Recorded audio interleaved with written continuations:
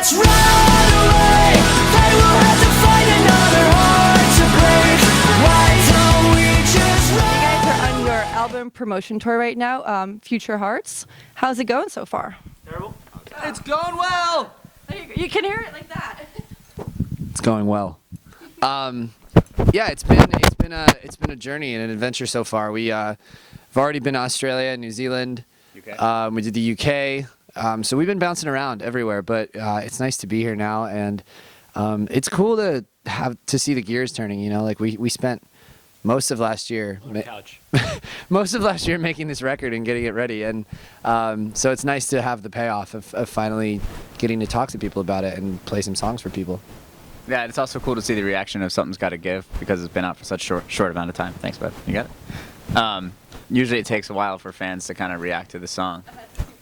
Ugh. Sneeze on that? But this one has been kind of really intense crowd-wise from the start. Sorry. There we go. Hey, so you guys won 2 Alternative Press Music Awards last year.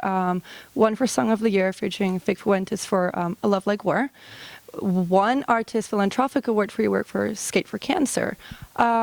First of all, what's it like winning such amazing awards at the first ever APMAs, and now you're hosting it this year, which is pretty fucking cool. Yeah. So tell me about this. Like, do you have anything like cool ideas and whatnot for that? Yes, it was very cool to be nominated last year and to win.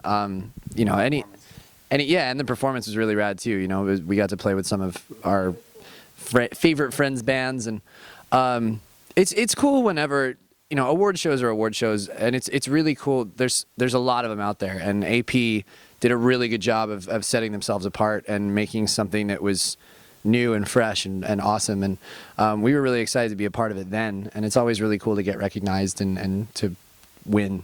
You know, we don't get many trophies, but you know, and then with the hosting thing, it was just kind of one of those things where we don't understand why we have it. Yeah, totally. I don't know. It's like so ranchy sometimes. Ranchy. It is. It is. We're raunchy people, I'm wondering, like, we haven't really discussed like scripts or any of that, so I'm wondering how much we can actually say, and we might have to kind of dumb down our humor a little bit. And Indeed. Keep it PG, but yeah. But I guess we should like wear suits and be all professional and like. Yeah, it's gonna be. We're gonna be the most professional that you've ever seen. Yeah.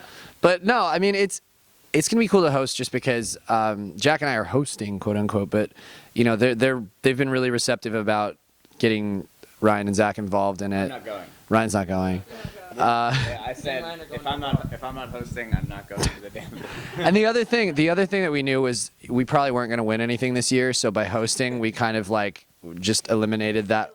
Yeah, we're still a big. They didn't want to. They wanted to have us host and win. Yeah, I mean you can't do both. So We're definitely gonna pull a Kanye to steal an award from some band if we don't get one. Totally. On who would you do that then? Ooh, I mean we could Pierce. I think we've done enough for Pierce the Veil. I mean we could steal whatever we want from them. We should get award for best award show hosts. Yes.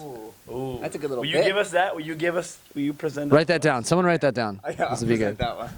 And Yeah. I have one more small question. Kate, Pink shirt. In the fuchsia down front. you're making me so. Do you want the girl, the one in the pink? Fuchsia. Fuchsia shirt. Okay, yeah, go ahead. Can you tell me something about the recording and writing process of your album? Because John Feldman produced it, right? Yes. So Kate, tell me something about that. He's a insane. You know the Tasmanian Devil? Do you know the Tasmanian Devil over here in this year plan? No. It's just a crazy tornado of energy, and it forces you if you're not feeling like if you're kind of feeling down or just like not as motivated that day, he'll force you into motivation just with his sheer intensity. Gonna be motivated. Yeah, and then on days when he's almost too much, you can kind of like you really learn how to focus in with him. And it was just a whole new dynamic. I mean, Alex had written with him once before for us with Heroes.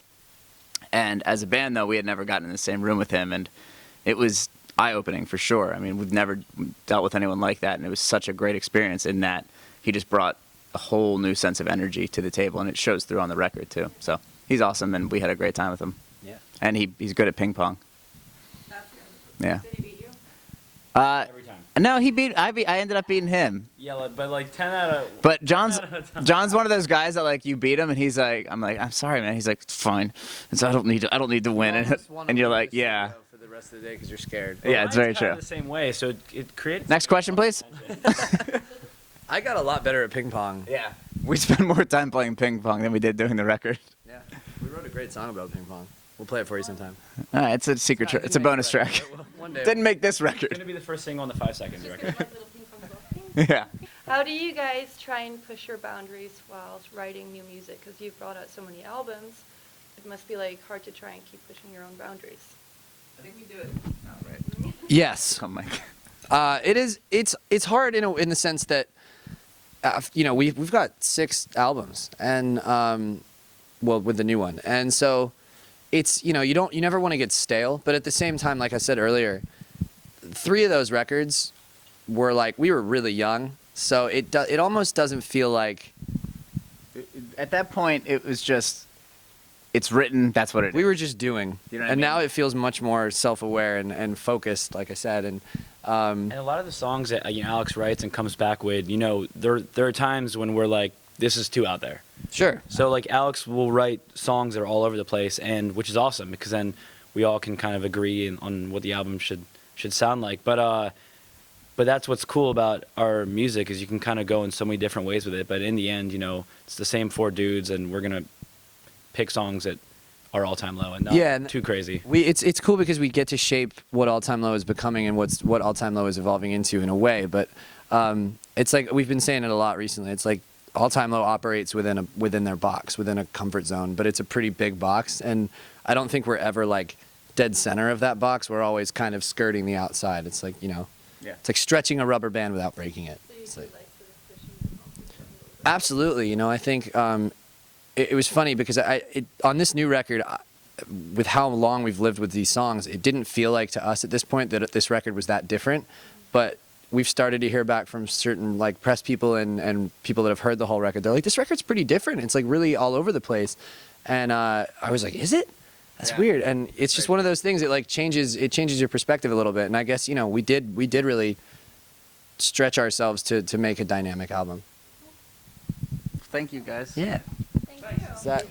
Guys, thank you so much. Yeah, appreciate it. Us alone, the kids in the dark, to burn out forever.